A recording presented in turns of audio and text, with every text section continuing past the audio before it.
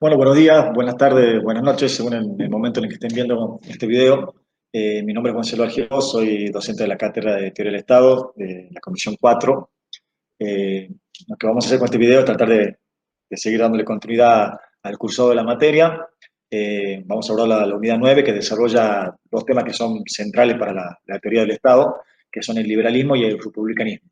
En cuanto al porqué de la agrupación de estos dos temas, me parece bueno adelantarle que si bien son corrientes de pensamiento independientes entre sí, sobre todo desde el punto de vista conceptual, y que si bien es cierto que ambas tienen distintas vertientes internas que generaron mucho debate, incluso interno, vale la redundancia, respecto de la inclusión o no de estas vertientes dentro de lo que se considera el liberalismo y el republicanismo, no es menos cierto que estos dos componentes ideológicos del prototipo del Estado de Derecho Occidental han constituido en la práctica un binomio casi inseparable, una especie de matrimonio que con su ida y vuelta, que con su ida y venida, siguen hasta el día de hoy habitando el mismo techo, por decirlo de alguna manera, o sea, el techo del Estado de Derecho. Continuando con la analogía como edilicia, podría decir que incluso estos componentes ideológicos constituyen los cimientos del Estado de Derecho occidental tal como lo conocemos. Bueno, como siempre le decimos en todos los videos de todas las clases, le recomendamos que lean primero la bibliografía de esta unidad puntual, que después vean este video y que después de verlo vuelvan a leer la bibliografía, porque lo que tratamos de hacer con este video, con esta clase, es dar un pantallazo sobre dos temas que para ustedes pueden resultar complejos en algunas cuestiones, y justamente creemos que con este pantallazo, con este estímulo, con esta instancia del video, ustedes pueden encarar después la lectura y el estudio de estos temas con algunas ventajas de contextualización o con algunas cuestiones un poco más trabajadas, más digeridas. Bueno, aprovecho para decirle que justamente ya lo sabrán por lo que viene en el primer parcial, pero eh, no está mal recordarles que no basta con leer, hay que leer los textos, hay que tratar de preguntarse qué es lo que uno espera del texto, qué es lo que el texto puede darle, ver cuáles son las dudas que nos genera el texto y volver a encarar el texto, volver a leerlo, hay que estudiarlo, básicamente. Eh, Ahora bien, esta clase va a contar básicamente con dos partes. Una primera parte está destinada a tratar de entender de qué hablamos cuando hablamos de liberalismo y de republicanismo, y una segunda parte destinada a tratar de dimensionar la incidencia que estos componentes ideológicos tienen en la práctica política. Bueno, vamos a empezar por el liberalismo, y para eso le voy a compartir una diapositiva que preparé para la clase. Ahí está. En esto me parece importante aclarar que ahí nos vamos a enfrentar a algunas dificultades, algunas complejidades, algunas genéricas, como pueden ver ahí en la diapositiva que les estoy compartiendo. Con genéricas me refiero que son comunes al abordaje de cualquier tema vinculado a una ciencia social, y otras por ahí particulares que tienen que ver con algunas dificultades particulares que representa el abordaje del estudio del liberalismo como componente ideológico del Estado o del Estado de Derecho, del diseño institucional del Estado de Derecho occidental. Ahora bien, ¿a qué me refiero con esta cuestión de las dificultades genéricas?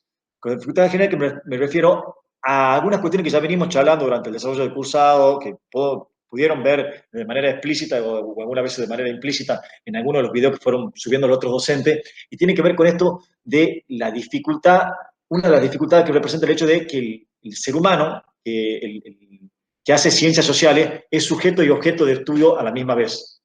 Es decir, al estudiar la sociedad, estudiar un fenómeno social como ser la organización política, en este caso, se estudia a sí mismo, porque estudia al ser humano en cuanto sujeto de esa organización social. Al mismo tiempo, es el sujeto de estudio, o sea, el objeto del el humano al cual estudia, y él como cientista, como investigador, como persona que hace ciencia, el sujeto que está estudiando al objeto que también compone. Entonces, esto lo dificulta aún más porque obviamente genera una interferencia referida a su subjetividad, a la percepción de su subjetividad con respecto al fenómeno que está estudiando, que es la organización social, la versión política en sí. Otra de las dificultades es esta cuestión de la vaguedad del lenguaje propio de las ciencias sociales, que le pone como una complicacióncita, pero bueno, de esto ya hablamos también en otras clases. Y la otra es la diversidad de concepciones que hay con respecto a diferentes temas. puntualmente con respecto al liberalismo. Espero que se quieran hablar de el adjetivo liberal y del verbo liberal, del sustantivo liberal. Para ir adelantando algo, no es lo mismo ser un liberal o decirse o reconocerse como liberal en el siglo XIX o en el siglo XX, donde ya hay muchos más matices con respecto a lo que engloba la palabra liberal, o ser un liberal, reconocerse liberal o caracterizar a alguien como liberal en Argentina, hacerlo en Estados Unidos. En Argentina tiene claramente como una connotación que hace por alusión más a posturas más conservadoras, y en Estados Unidos, por ejemplo, tienen que ver con cuestiones más vinculadas a lo que comúnmente se denomina progresismo. Eh, Sin querer entrar en detalle acerca de la positividad o no de uno de estas dos caracterizaciones. Pero ahí como está instalado como que todo lo que tiene que ver con el conservadurismo es malo y que todo lo que tiene que ver con el progresismo es bueno. Yo no celebro ese tipo de planteo dicotómico, pero es solamente a la manera de ejemplificar la situación y las distintas concepciones que pueden haber con respecto a un tema según la época en la cual utilizamos un término o el lugar, el espacio en el cual lo usamos.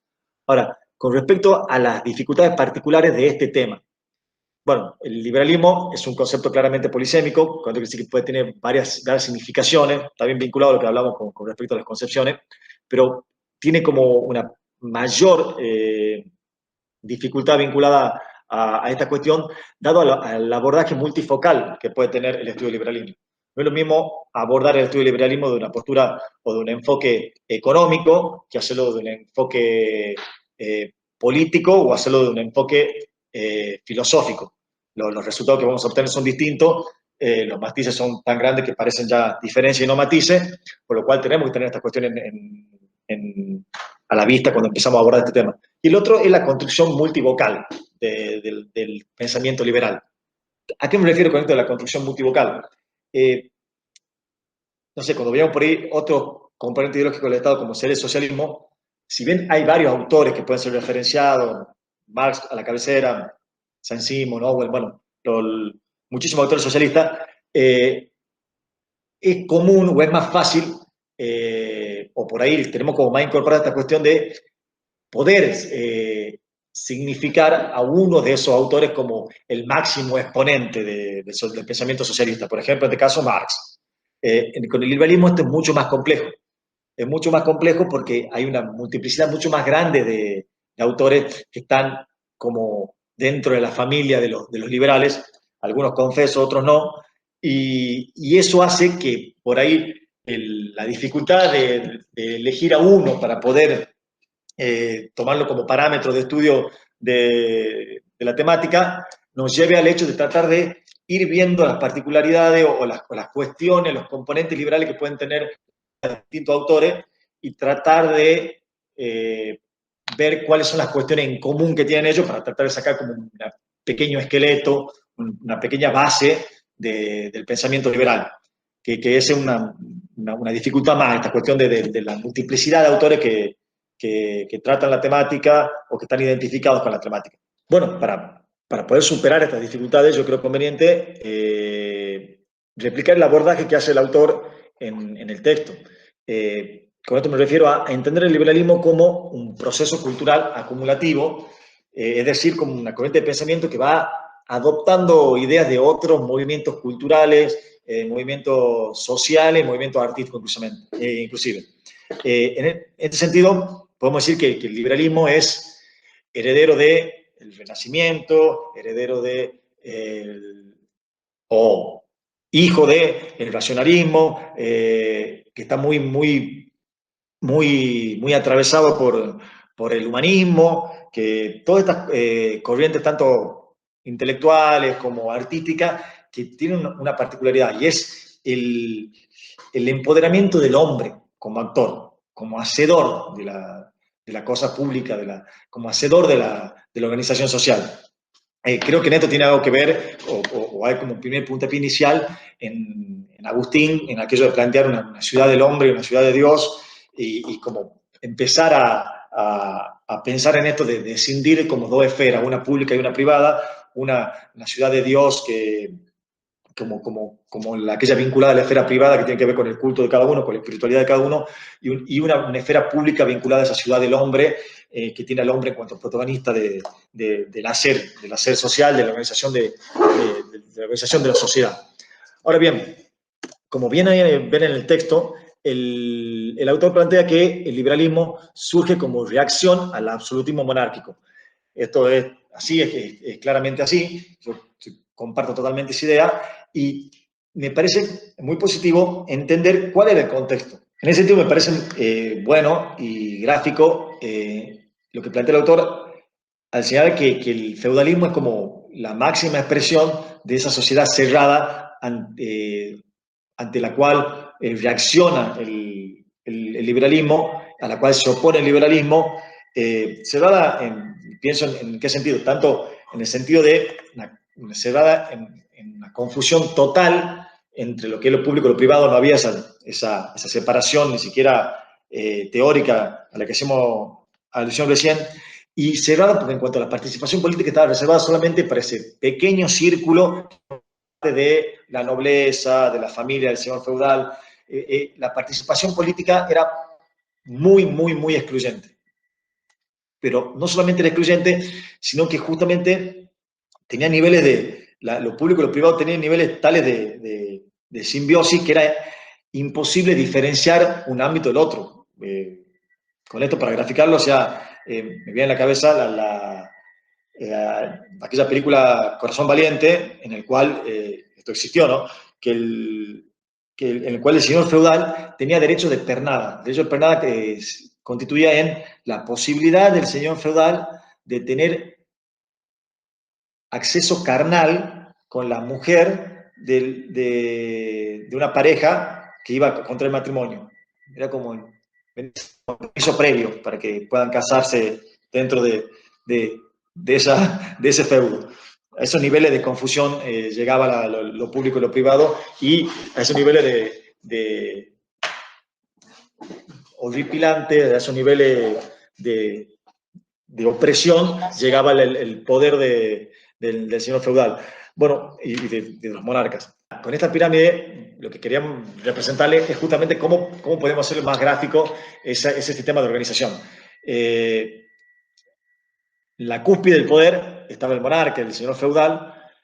Por debajo de ellos, como un segundo estrato, estaba el clero, todo de la iglesia, en Occidente, el caso de la iglesia católica. Y había un tercer estrato que estaba compuesto por, bueno, acá lo grafico casi de manera cómica, por esa burguesía creciente. Con el barco quiero representar a los comerciantes, con los libros los profesionales, y con los profesionales, las profesiones liberales.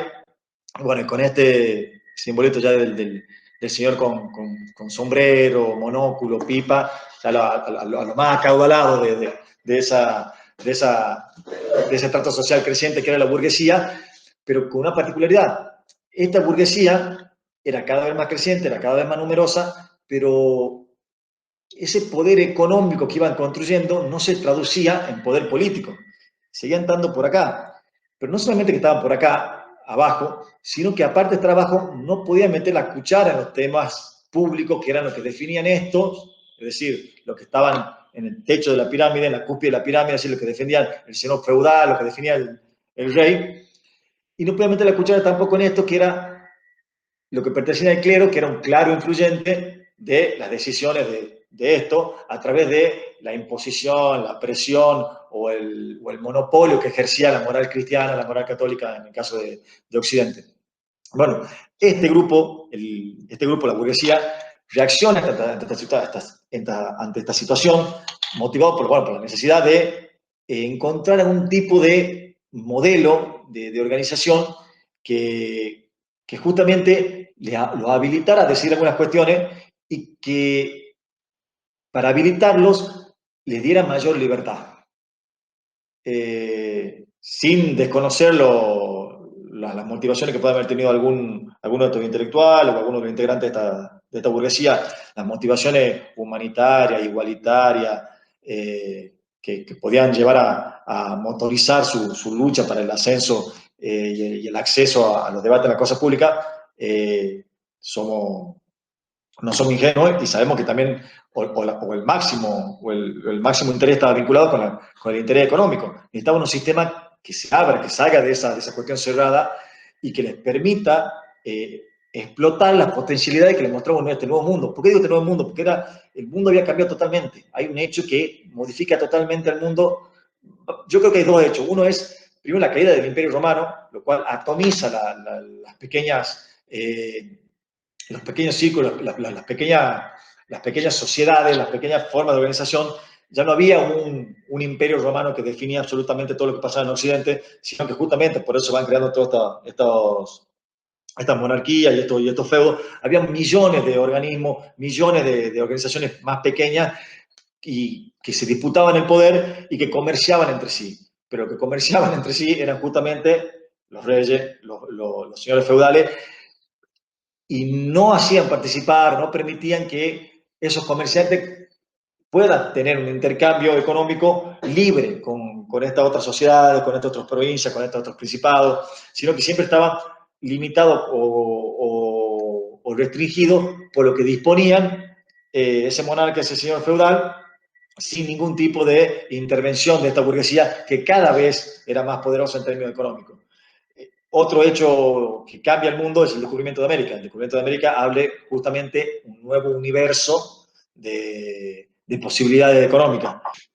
Justamente esta burguesía, estos comerciantes, estos profesionales, este sector pujante de la sociedad, no lograba traducir ese poder económico en un poder político formal. Digo formal porque obviamente que del poder económico ejercían incidencia en los temas políticos, pero no en la medida que ellos consideraban que merecían, y tampoco lo hacían de manera formal porque no tenían ningún tipo de participación en las decisiones políticas que tomaban estos. Decisiones políticas claramente estaban, esto me refiero al monarca, no sé si se ve el cursor cuando lo señalo, decisiones políticas que tomaban esto, que estaban claramente influenciadas por estos, es decir, los que componían el clero.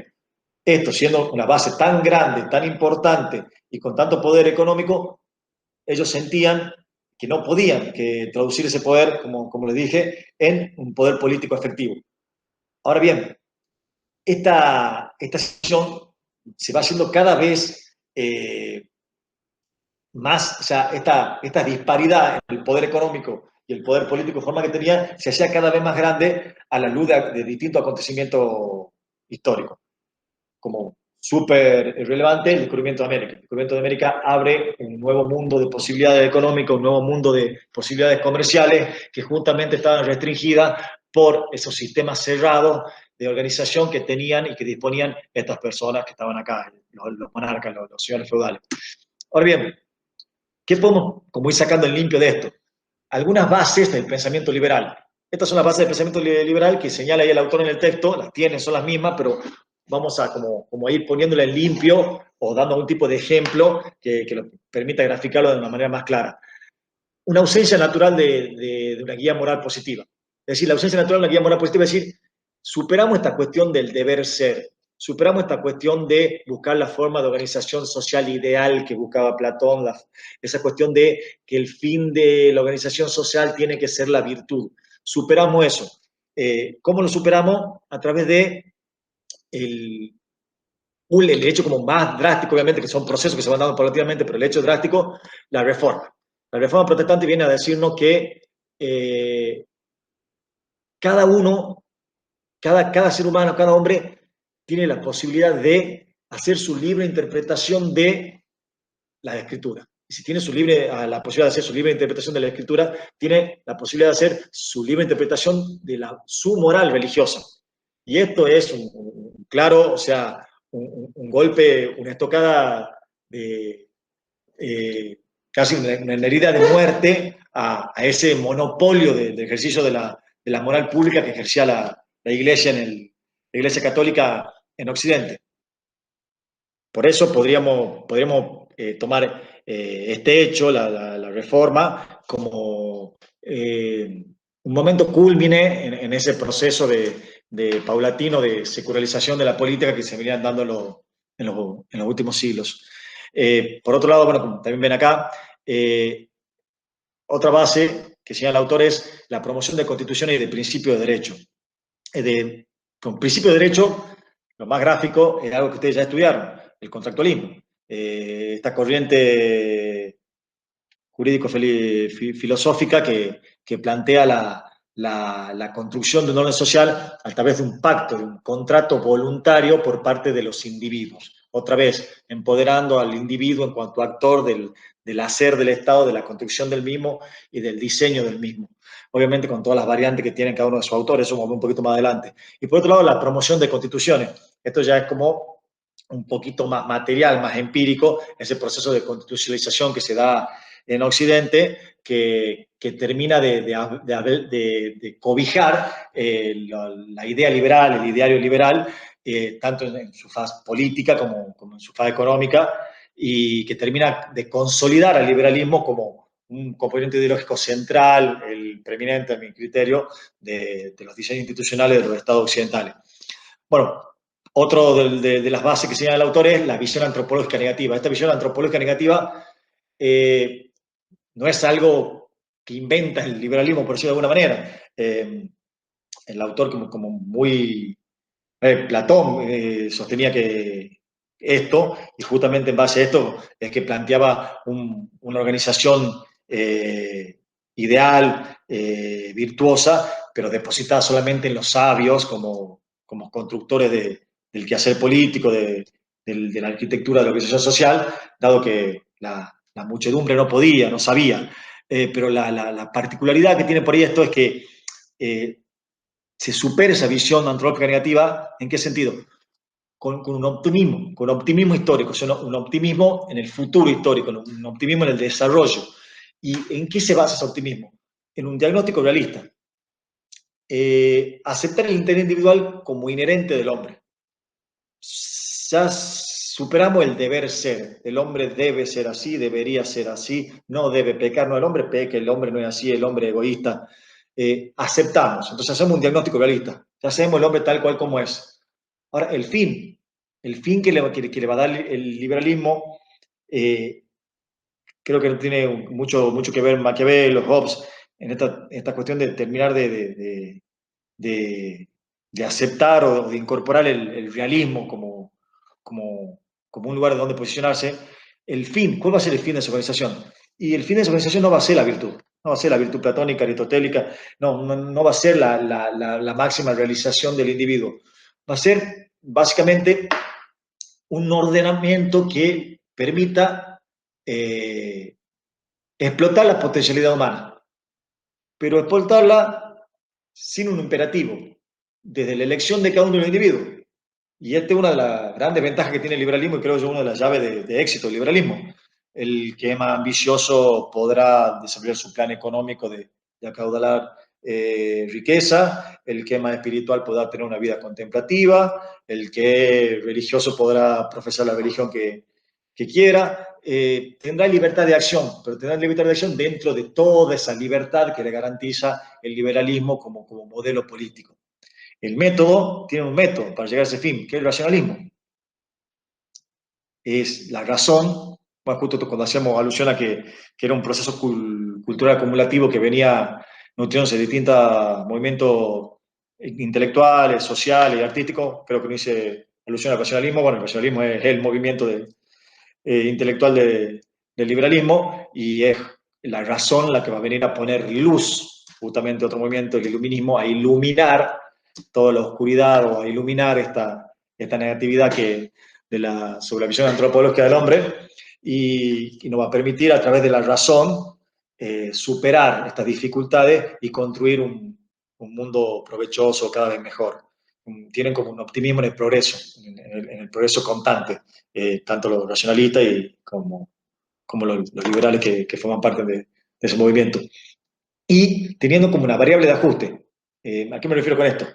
Y bueno, va a haber mucha divergencia en cuanto a qué es la libertad, hasta dónde la libertad, cuánta libertad, o cuáles son las cuestiones que van a estar sujetas a decisiones políticas, a decisiones públicas, y cuáles van a estar sujetas a decisiones privadas. Bueno, la variable de ajuste va a ser la libertad. En caso de duda, la libertad. En caso de duda, precisamos la libertad. Bueno, esto justamente tiene que ver con lo que hablábamos recién, con esta cuestión con lo que hablábamos al principio, con esta cuestión de que el liberalismo tiene una construcción como multivocal, de muchísimos autores, esta cuestión también de la libertad como, como guía y a través de esa libertad como guía de la apertura a todos los autores posibles. En este sentido, el liberalismo es una gran familia muy hospitalaria, el liberalismo en cuanto a pensamiento político. Se vendrían a ser los buen días del pensamiento político. Vengan todos adentro, somos todos familia, sí, tenemos diferencias, muchísimas, y se pueden leer con más detenimiento cada uno de, de sus autores, pero vengan los iluministas, vengan los nacionalistas, vengan los liberales más conservadores, vengan los más radicalizados, todo adentro. Y como cuando queremos meter todo adentro, hacemos lo que se hace siempre, por supuesto, se susurran las diferencias y se gritan las similitudes.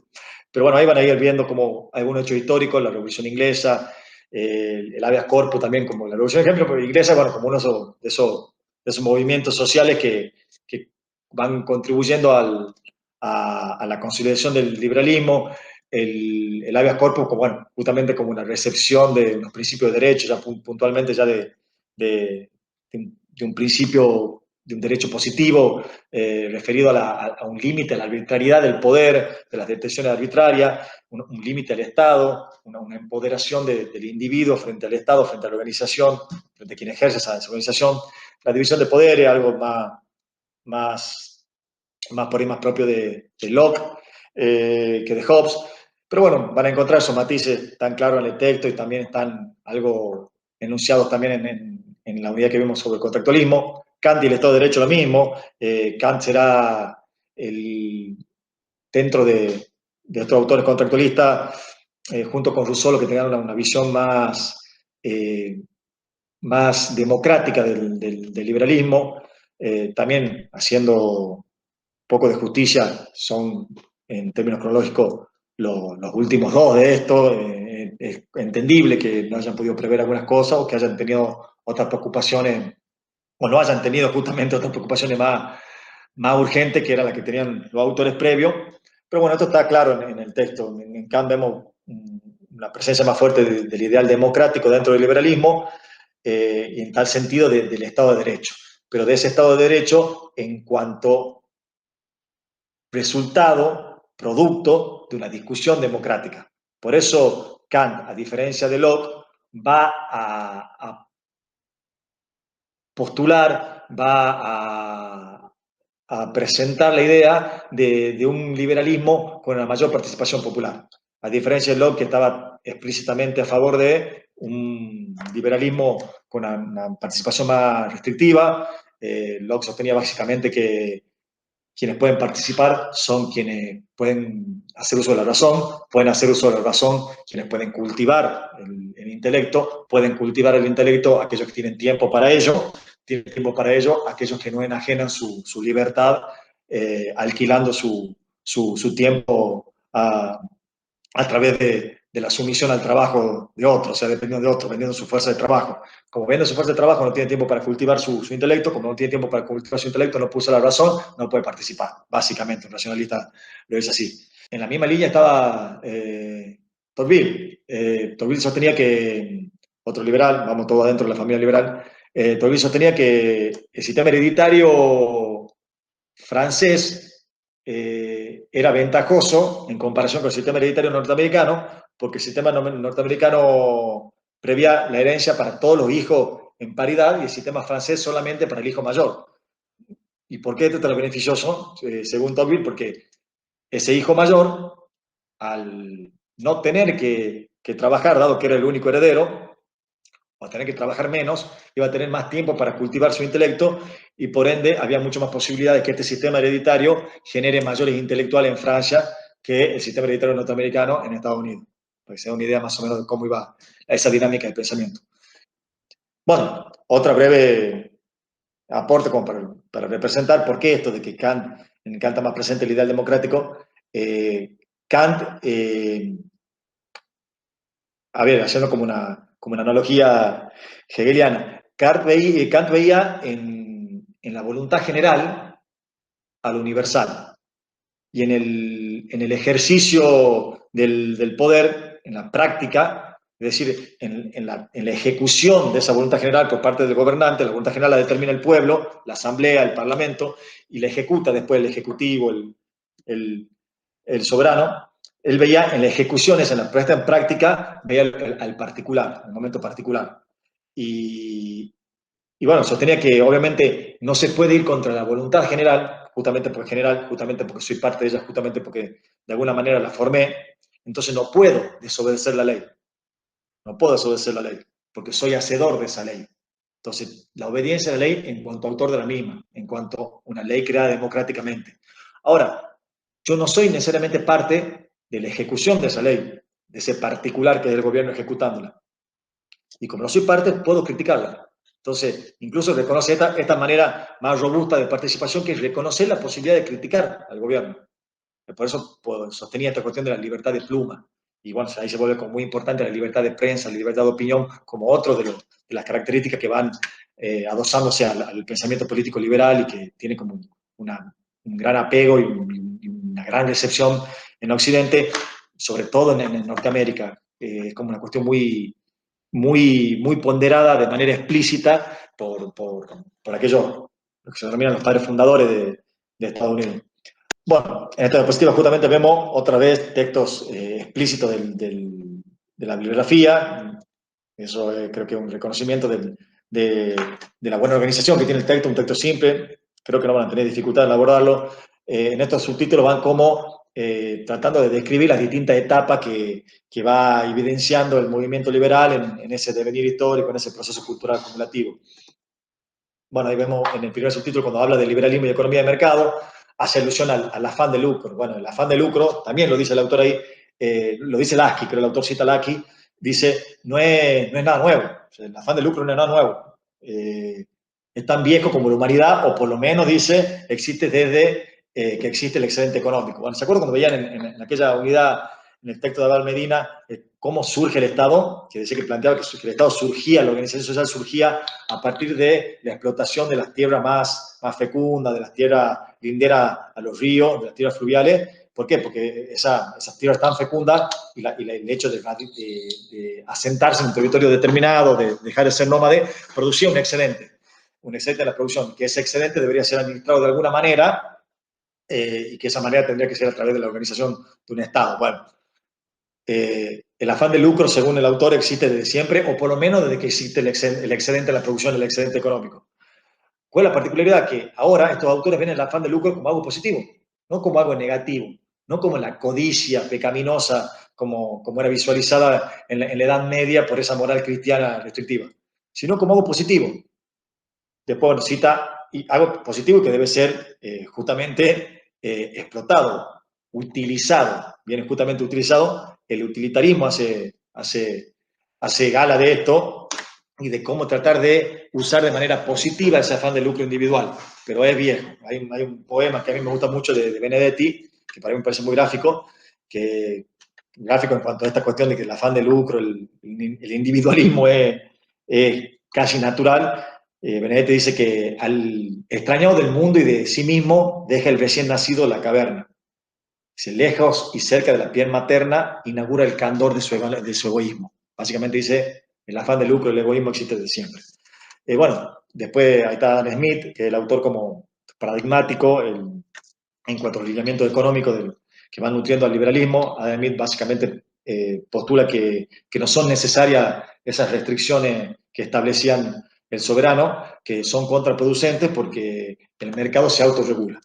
La ley de la oferta y la demanda, bueno, otra cuestión de consideraciones económicas de las cuales carezco de conocimiento profundo, pero la idea es que van autorregulando el mercado y van acomodando los excedentes circunstanciales que puede haber para algún sector y los va redistribuyendo en los otros. O sea que ese afán de lucro ese afán de lucro va a generar competencia y la competencia va a potenciar el rendimiento y ese rendimiento potenciado va a terminar siendo beneficioso para la sociedad. Después, bueno, el otro subtítulo habla del liberalismo del siglo XIX.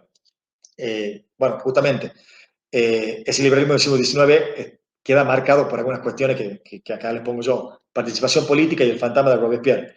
La participación política que evidencia ese liberalismo del siglo XIX es más exclusiva, es más aristocrática, está menos diseminada que lo que conocemos en la actualidad. Y alguna de las justificaciones que hay para esto es el fantasma de Robespierre. Es decir, el fantasma de Robespierre, ¿en qué sentido? En el terror de Robespierre, en esta cuestión de la pena de muerte que imponía los jacobinos para todo, todo aquel que era señalado como posible contrarrevolucionario. Quieren participación popular, miren lo que hace la participación popular. Básicamente sería la locución de quienes sostenían un poder, una participación más restringida. La codificación napoleónica, otro hecho histórico, justamente un hecho histórico que viene a dar cuenta de esto que hablábamos antes, de la promoción de principios jurídicos y de la promoción de constituciones.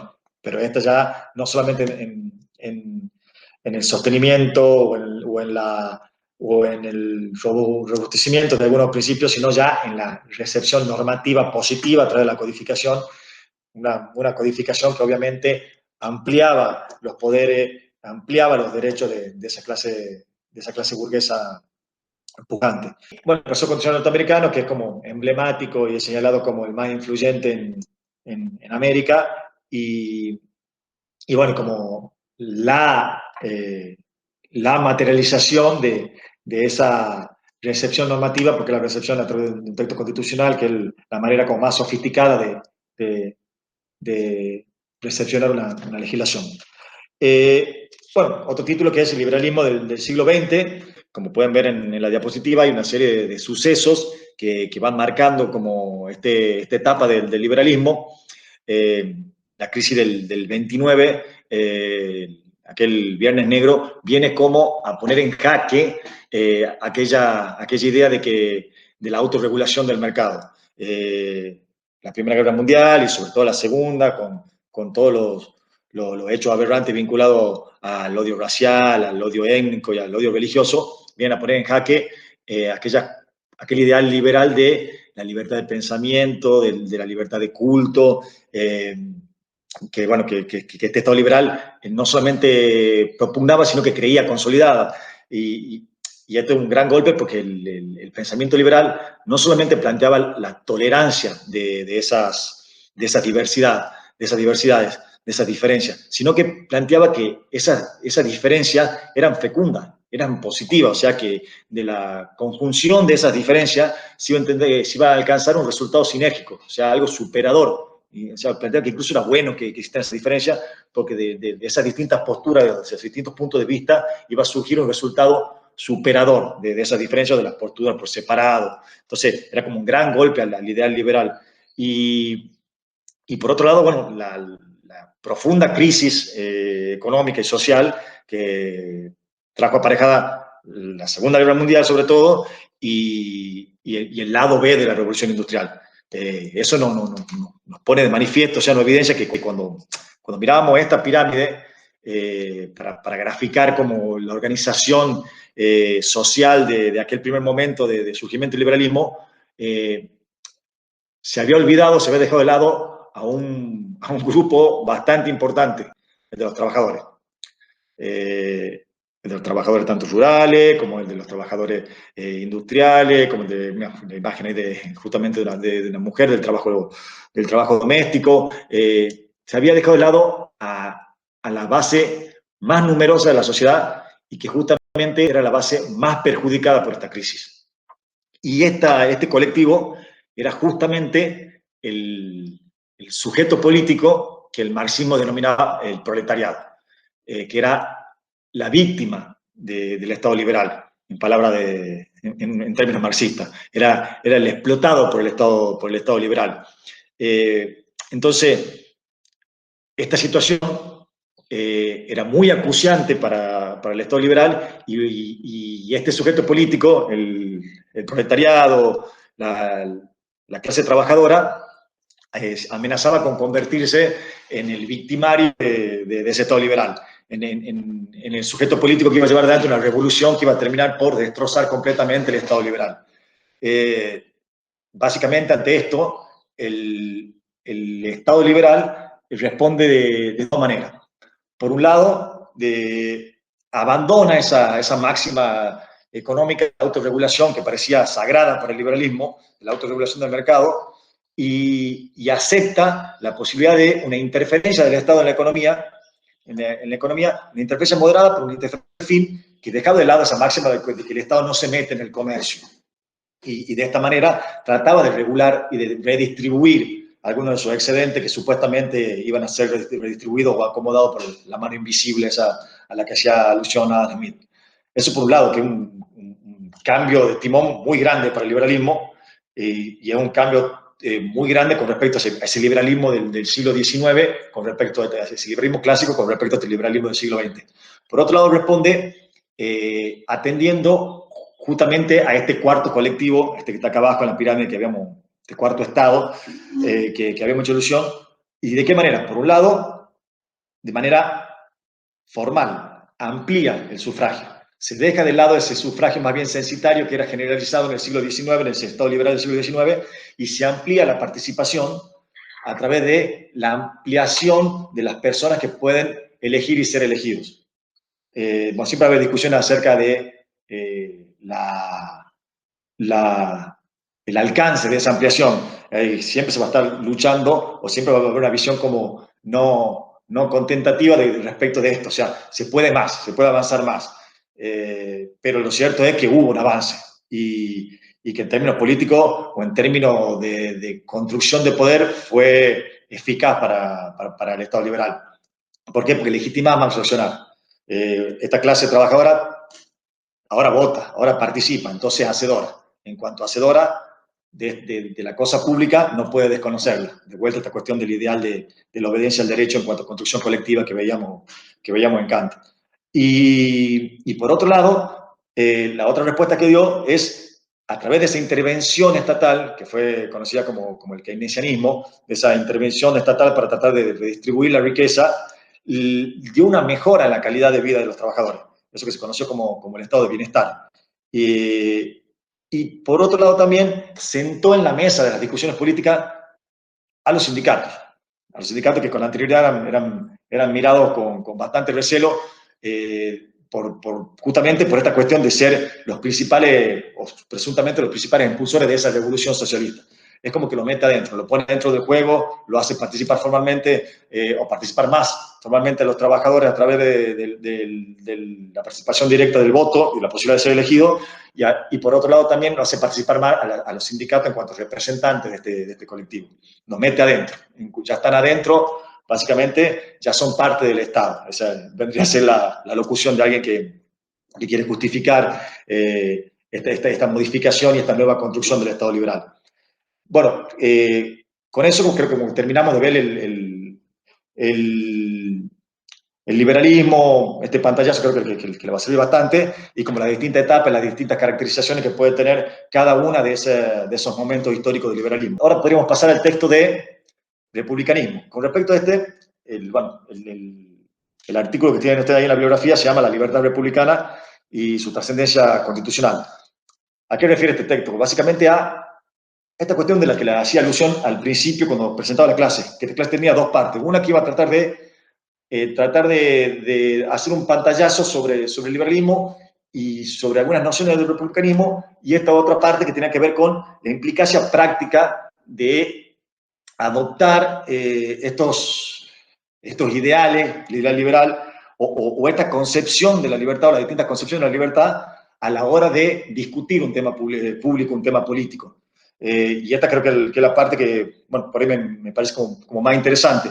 Con respecto al texto en sí, de vuelta, creo que es un acierto la incorporación de este texto a la bibliografía, un texto claro. Van a ver que, bueno, que en la primera parte tiene un subtítulo que habla acerca de que la concepción republicana de la libertad es un ideal socialmente exigente, que es como que es bastante, bueno, bastante exigente con respecto a qué se considera libertad, cómo se considera que la persona es libre. Ahí básicamente esa solución dice que no basta con que la persona tenga muchas posibilidades de elegir. Y da el ejemplo del amo gentil. Por ejemplo, si yo tengo un amo gentil, dice, puedo llevar adelante mi vida con total libertad, porque si amo es bueno, es gentil, entonces no me restringe a mí, no me pone prohibiciones. pero el ideal de la libertad republicana diría no. Incluso en este supuesto en el cual en la práctica esa persona tenga un amo gentil y en tal sentido no enfrente restricciones por parte de él, esa persona no es libre, porque la sola posibilidad de que ese amo gentil pueda en algún momento, de manera arbitraria, decidir algo sobre la vida de esa persona, convierte esa situación en una situación de sumisión y no de libertad. Entonces, por eso dice que es como exigente en términos sociales la idea republicana de la libertad. Pero bueno, como le digo, ese texto es claro, lo invito a que lo lean de vuelta, creo que no van a tener problema con eso. Lo que me gustaría ahora es tratar de ver cuáles son las consecuencias de adoptar una u otra concepción de la libertad en el debate político. Me parece como muy útil esta fórmula que presenta este autor llamado McCollum. Bueno, hay mucho debate acerca de las concepciones de libertad, hay como un debate clásico acerca sobre la visión que sostiene Cia Berlin cuando dice que hay una libertad negativa y una positiva. Independientemente de eso, bueno, eso lo pueden encontrar ustedes googleando, está bueno, pero creo que esto como que resume esas discusiones y las pone como en un plano más realista. Dice, básicamente McCollum dice, no importa si adoptamos una posición más vinculada a la libertad como positiva, como negativa o como autodominación, lo importante es ver en la práctica, con esta fórmula podemos ver en la práctica, dice, si una persona o si un colectivo es realmente libre ante determinadas situaciones. Entonces, y plantea esto, X, que vendría a ser el agente, o sea, la persona o el colectivo, no es o es libre frente a Y vendría a ser la interferencia o la restricción, sea del Estado, sea de un tercero, para hacer o para no hacer, para convertirse o no convertirse en Z, el fin. Vamos a un ejemplo lo más sencillo posible.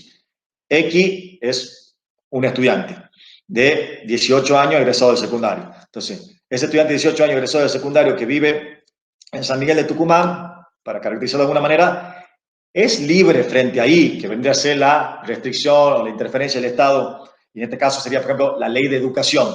La ley de educación para hacer, o sea, para estudiar o para convertirse en abogado, vamos a este ejemplo. Entonces tenemos que analizar y, que vendría a ser la interferencia o la restricción. ¿Qué dice la ley de educación superior? Dice que puede ingresar cualquier persona que tenga el secundario finalizado y que la educación en Argentina, la educación universitaria en Argentina no es arancelada. Entonces, bueno, la verdad que no existe una restricción. Esta persona, este estudiante es libre frente a esta disposición reglamentaria, frente a esta situación, para convertirse en abogado, para estudiar. ¿Se entiende? Bueno, con esta interesante fórmula de McCollum, que le robé a McCollum, yo diseñé este cuadro de situaciones, como para ver con ejemplos prácticos, con supuesto hipotético, cómo va cambiando la respuesta acerca de si una persona, si un grupo, si un colectivo es libre o no, según la exigencia que le impongamos, según el ideal o la concepción de la libertad que abracemos en cada supuesto. ¿Se entiende? Entonces vamos al ejemplo a ver si se vuelve más claro. La X es la gente, en este caso va a ser Juan, y la particularidad de esta gente, Juan, va a ser que es musulmán. Juan es musulmán. Nos hagamos la pregunta, ¿es libre frente a la legislación argentina para practicar su religión? ¿Sí o no? Sí, porque la legislación argentina sostiene la libertad de culto, así que sí.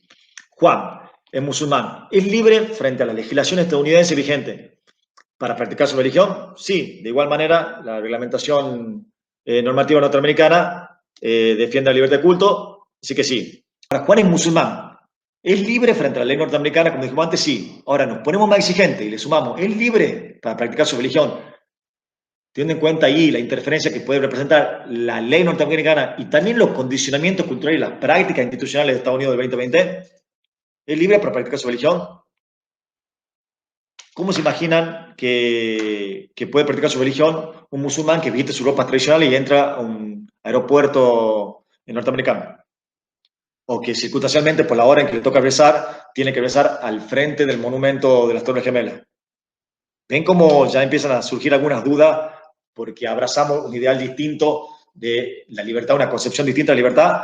La concepción, si abrazamos solamente la concepción republicana de la libertad como obediencia a la ley que construyo, o sea, la ley de la cual soy parte al construirla de alguna manera, porque soy parte de esa sociedad que crea esa ley democráticamente, Si vamos a un análisis según el ideal republicano, que sería solamente analizar la legislación, sería libre en todos estos supuestos. Pero cuando modificamos, nos ponemos un poquito más exigente en cuanto al ideal de la libertad, ven cómo empiezan a surgir dudas. Vamos al segundo ejemplo. Acá ya vamos a ver cómo pueden variar las situaciones según cuando se modifica el agente. El agente ahora va a ser, o sea, la X va a ser José y María. José y María, ¿son libres frente a la legislación argentina para adoptar? Sí. A la Argentina permite la adopción de parejas heterosexuales. José y María, ¿son libres para adoptar frente a la legislación rusa actual? Sí, la legislación rusa permite la adopción de parejas heterosexuales.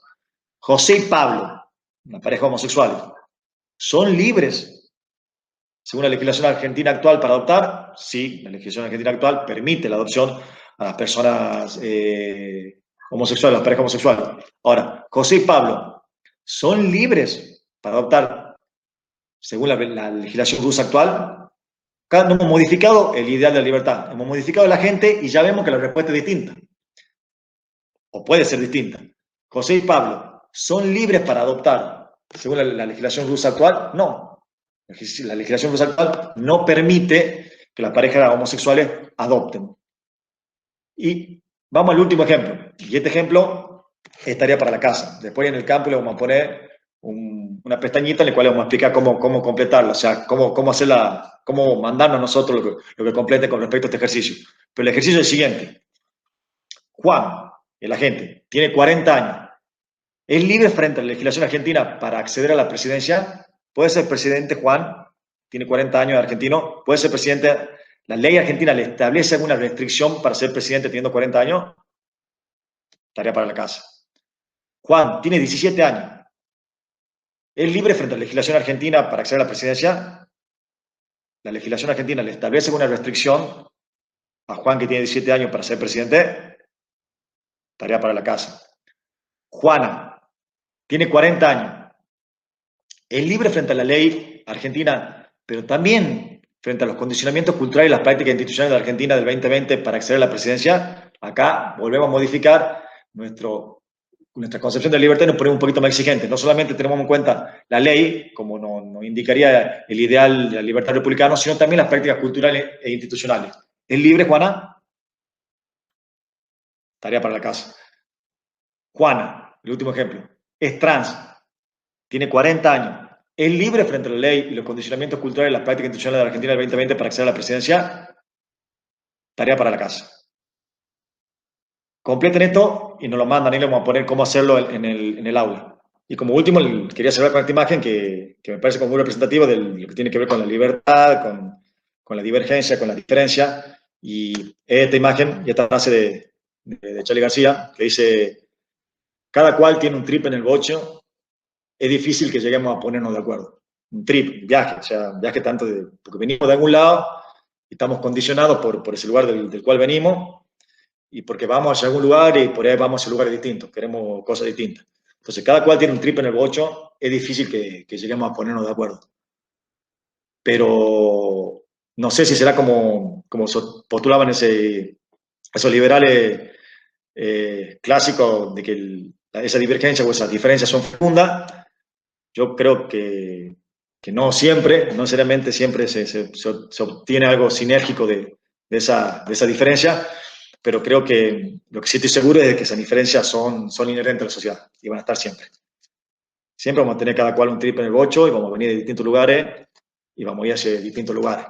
Y ahí muchas veces va a ser difícil que lleguemos a ponernos de acuerdo, pero la única que nos queda es discutir y debatir estas cosas en libertad, aceptando que muchas veces no vamos a llegar a un punto de acuerdo y que en esos casos vamos a tener que votar y elegir, pero hacerlo desde el entendimiento de que el otro es uno y que uno es el otro. Así que, bueno, claramente le quiero dejar eso.